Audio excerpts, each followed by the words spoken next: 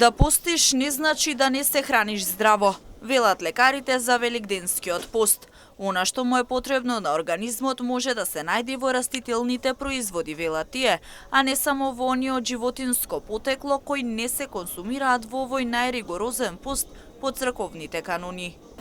Оние кои што решени се да ги постат великденските пости, да внесуваат балансирана храна, значи не само месото и млечните производи, туку она што ни е потребно за нормално функционирање на нашиот организам можат да го најдат и во растителните продукти. Значи зеленчукот од една страна, овошјето, меѓутоа има и замена, значи она што го има во млечните производи, значи знаеме дека има на пазарот многу, значи од млеко од соја, оризово млеко, бадемовото, замена на сирењето и на другите млечни продукти, значи го има во тофу сирењето кој што е производство од соја.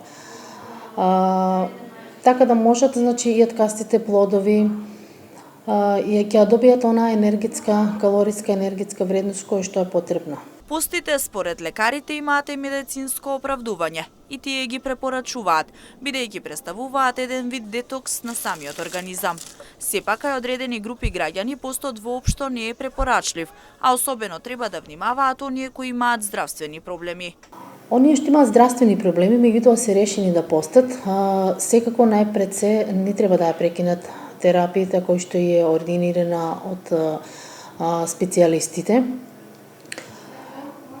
Знаеме дека старите и болните лица и трудниците не се препорачува да постат, затоа што е потребна една балансирана и правилна исхрана. Така да ние лекарите постите ги препорачуваме, значи имаат и медицинско оправдување, односно еден детокс на организмот. Периодот пред постот, иако треба да вклучува подготовка, сепак организмот нема да добие толкав шок кога ќе започне постот. Затоа пак, вели доктор Митрова, важно е прилагодувањето по завршување на постот, кога луѓето и барале лекарска помош поради прејадување. Храната треба да биде лек, а не лекот храна, е девизата која ја посочува доктор Митрова. Клучот е во балансирана храна и за време на постот и по завршување на истиот.